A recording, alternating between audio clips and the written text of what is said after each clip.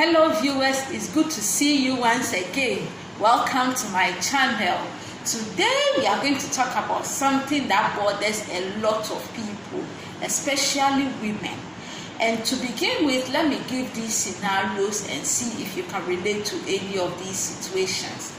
So the first one is you really want to pee. You go to the washroom. Once you start peeing, you feel this burning sensation, which is very painful. And another scenario is you are in a public place, your veal wagon begins to itch. It itches so bad that you have to isolate yourself to go and then scratch. And sometimes you want to pee, you go to the washroom, but the quantity of urine that comes out is so small. And sometimes the urine has this foul smell. So normally when we see these things, we feel the urge to quickly rush to a pharmacy to get antibiotics or a drug that a friend has recommended. But please, before you do that, hold on, let's have this talk. After that, you make your decision. Alright, so all these things we mentioned are symptoms of urinary tract infection or UTI. So what is UTI? It's basically an infection anywhere along the urinary tract. I have a sketch here of how the urinary tract looks like. So it's made up of the kidneys, the ureters, the bladder, and the urethra. What the kidneys do is it filters blood and produces urine. And the ureter is a tube that connects the kidneys to the bladder. And the bladder serves as a bag that holds the urine. And the urethra is a tube that connects the bladder to the outer part of the body. So it serves as a passage through which urine flows out of the body. And women have a shorter urethra. Because of that, we are more prone to urinary tract infections. And the symptoms of UTI or urinary tract infections includes what we mentioned earlier, and it could also be fever, low abdominal pains, frequent urination, and a whole lot. And mostly urinary tract infections can be self-diagnosed, but sometimes people have UTIs and they don't show any symptoms unless a test reveals it. And we need to know that urinary tract infections can be caused by three main groups of organisms. We have the parasites, we have the fungi, we have the bacteria. So if you have UTI, it could be caused by any of these three. And each of these three organisms are treated differently. That's why it's best to get tested to know which organism is causing the UTI before you begin to treat. Okay, so you decide to visit the hospital. You've been asked to do a urine test.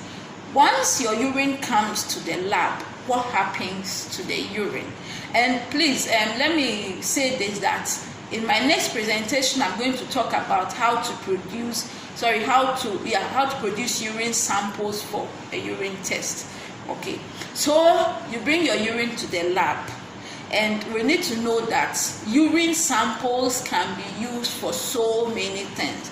It can be used to diagnose UTI, it can be used to diagnose kidney disease, it can be used to check someone's hydration status, to monitor diabetes, do pregnancy test, do drug test, and even if someone has starved for a long time, you can tell from the person's urine. But we are going to limit ourselves to using urine to diagnose UTI. So once the urine comes to the lab, what is normally done is a sample or a sediment of the urine is put on this slide, this glass slide. This is a microscope slide. So a sediment of the urine is put on the slide and is examined under the microscope. And under the microscope, the first thing we look for is white blood cells. And these white blood cells are produced in large quantities by the body in response to an infection. So when we see a lot of white blood cells in someone's urine, it's suggestive of an infection. And also, if the UTI is caused by a parasite, we sometimes see the eggs of the parasites in the urine.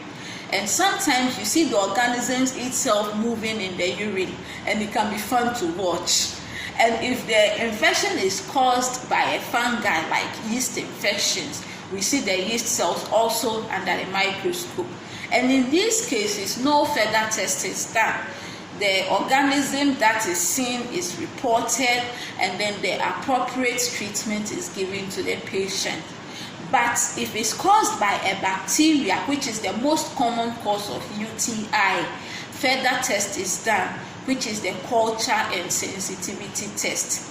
And with the culture and sensitivity test, what is done is the bacteria that is causing the UTI is isolated from the urine. And then a variety of antibiotics are tested on the bacteria to see which one the bacteria is susceptible to.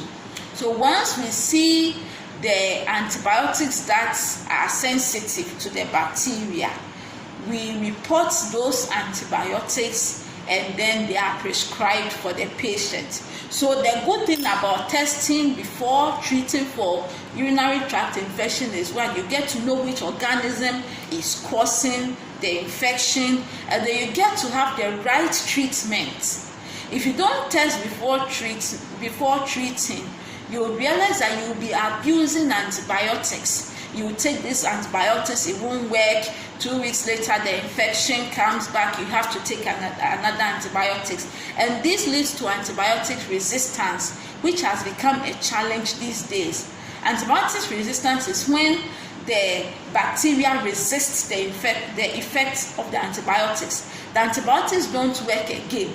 It's like the bacteria, they do not respect the antibiotics again. So it's best to get tested to know which antibiotics is appropriate for the UTI before you treat. So you don't just rush to the pharmacy to get the antibiotics. So dear viewers, I hope this video is helpful enough. So next time you are feeling that symptom, please rush to a hospital or a lab and get tested to prevent antibiotics resistance. Thanks so much for watching, and if you like this video, don't forget to hit the like button, to subscribe and to share, and then give your comments too. Thanks so much. Until next time, bye.